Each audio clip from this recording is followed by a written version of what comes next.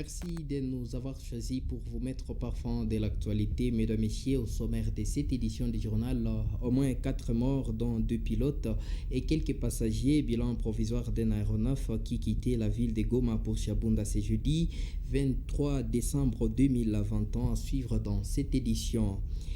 0 but partout, c'est en tout cas le score qui a sanctionné la rencontre qui a opposé le FC Étoile du Kivu avec Simba de Kolwezi ce jeudi 23 décembre 2021. C'était au stade de la Concorde de Kadutu. Mesdames et messieurs, bienvenue à suivre ample détail dans cette édition.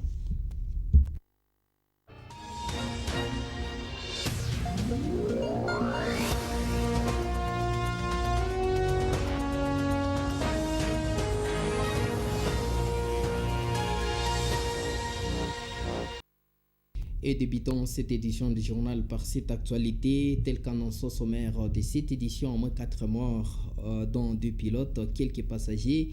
Bilan provisoire d'un aéronef qui quittait la ville de Goma pour Chabunda dans la province du Sud Kivu. Selon les premières données recueillies par votre organe de presse, il y avait 6 personnes au bord de cet aéronef, 3 sont morts sur place. Les données confirmées par le gouvernement provincial du Sud Kivu, en croire Alimasi Malumbi Mathieu, ministre provincial des Transports et voies de communication en province du Sud Kivu. Les équipes ont été déployées sur le terrain pour plus de détails. Alimasi Malumbi Mathieu, ministre provincial des Transports et voies de communication en province du Sud Kivu, il est dans ses propos recueillis par notre consoeur Natacha Mingo-Andrea. Suivez. Le message, il est celui des condoléances. C'est avec tristesse, amertume dans mon cœur que je viens de donner ces condoléances aux familles des disparus. Aujourd'hui, il y a un avion de la compagnie Malu Aviation qui a fait crash. L'avion a fait crash au niveau de Chabunda, un village qu'on appelle Keiche. C'est un village qui est situé à 15 km de Chabunda. Donc, au bord de l'avion, il y avait 6 personnes. Donc, 3 personnes sont mortes sur le champ, dont 2 pilotes et un passager. Et c'est triste pour nous. Chaque fois, nous avons le cas de naufrage. Aujourd'hui, nous assistons aussi au cas de quoi? D'un crash d'avion. Et c'est triste. Et c'est une information désolante. C'est désolante et nous informons la population Sud-Kivu, la population congolaise en général, que nous avons connu ce crash aujourd'hui. L'avion venait de Goma et ça s'est dirigé vers Chabunda et juste à 15 km de Chabunda, le crash est survenu. Nous saurons exactement qu'est-ce qui s'est passé. C'est juste quand on va ramasser la boîte noire. C'est avec la boîte noire qui va déterminer la cause de l'incident. Et après cet incident, ce sont des réactions qui fusent de partout. C'est le cas de Madame Agnès Nyabisoki qui plaide pour la réhabilitation des routes, surtout Bourale et Chabunda-Bourale. Pour elle, pour réduire les risques d'accidents mortels dans son territoire. Elle les fait savoir dans son compte Twitter peu après cet incident.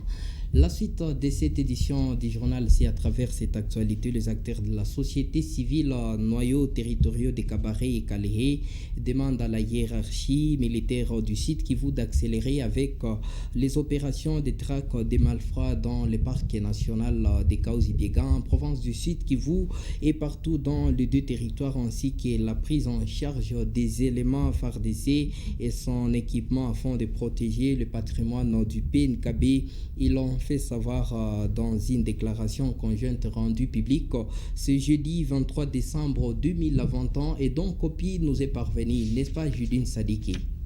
Ils disent être consternés par la destruction du PNKB par les hommes en armes non autrement identifiés. Ces acteurs de la société civile noyaux territoriaux de Kabaré et Kalehe s'indignent contre des cas de perte en vies humaines enregistrés dans ces coins et des pillages en répétition dans les limites du PNKB avec le groupement d'IMB, Kalonge et Bital et sur la route nationale numéro 3. C'est pourquoi ils souhaitent voir le gouvernement central disponibiliser les terres riveraines du PNKB en faveur de familles du peuple autochtone et leur prise en charge.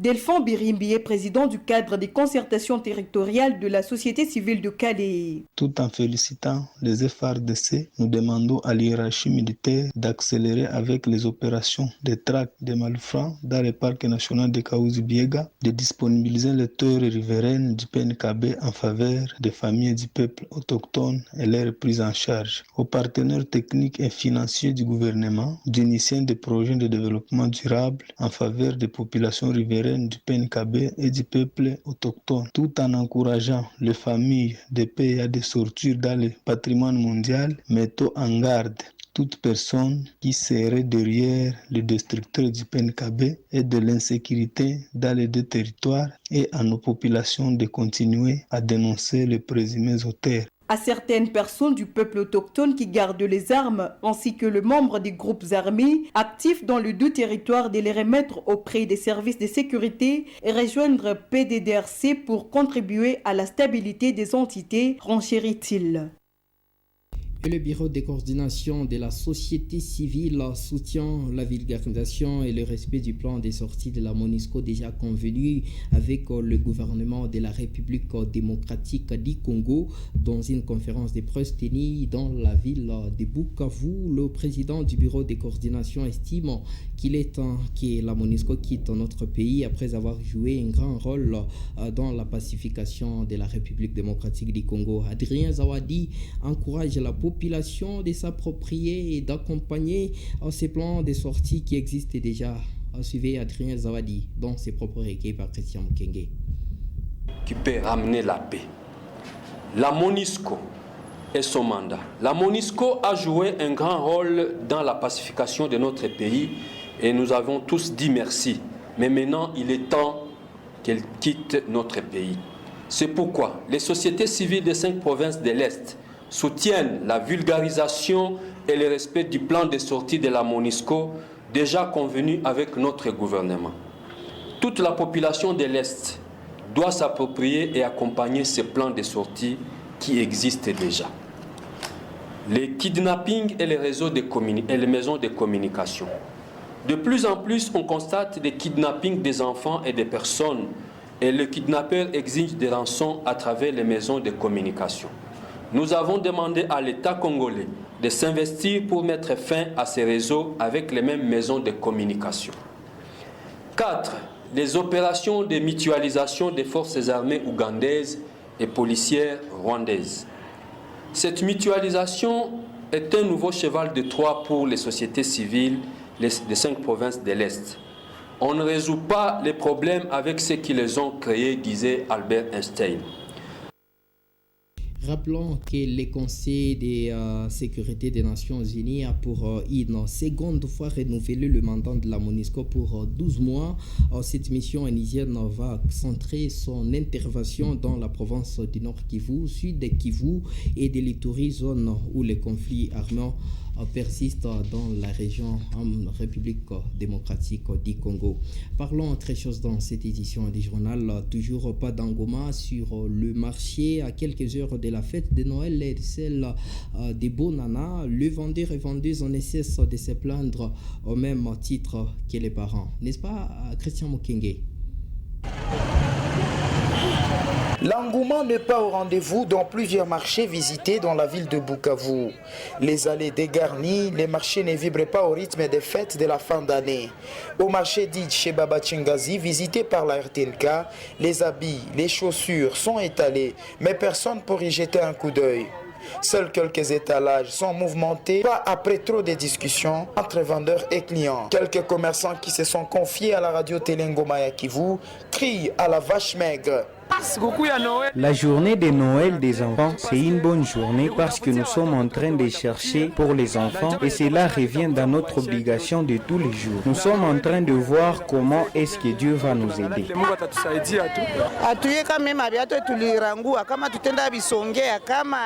Nous ne savons pas comment nous allons gérer nos chaussures que nous avons achetées. Les parents ne viennent pas pour acheter et même les militaires n'ont pas encore touché leur salaire. Peut-être qu'ils viendront demain.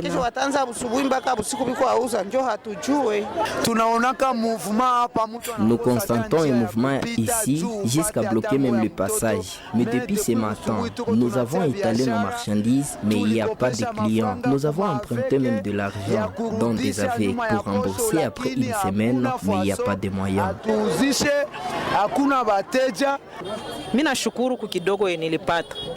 Je suis satisfaite de ce que je reçois.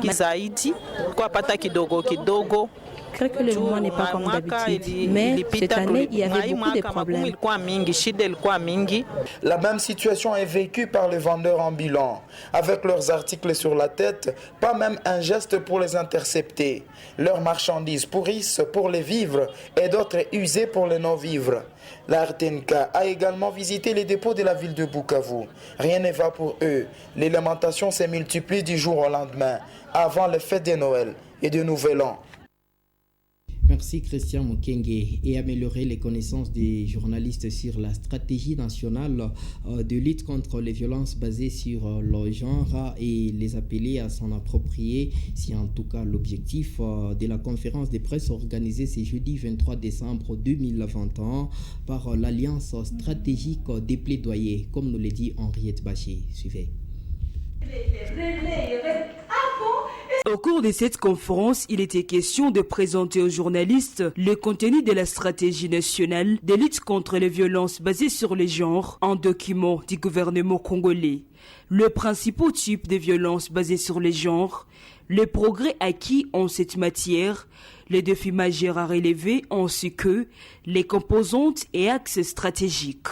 Solange Lochiga revient sur le pourquoi du choix des journalistes pour cette vulgarisation. Il est important que les gens continuent à mettre dans la tête que les violences basées sur les genres, c'est un fléau qui n'épargne personne.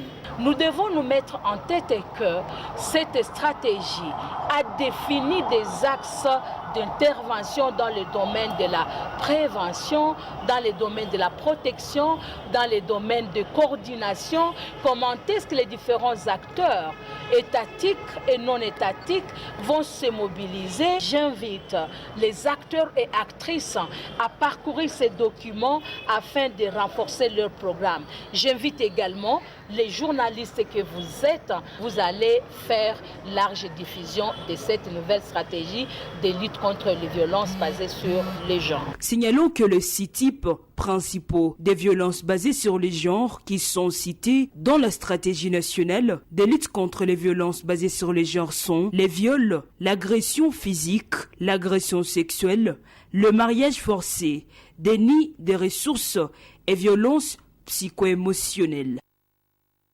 Merci Henriette Bachir. Et bouclons cette édition du journal par cette actualité sportive en sport. L'INAFoot première division ce jeudi 23 décembre 2021 au stade de la Concorde de Kadutu. Le match qui a opposé les FC Étoiles du Kivu avec Simba de Kolwezi s'est soldé par un score de 0 but partout.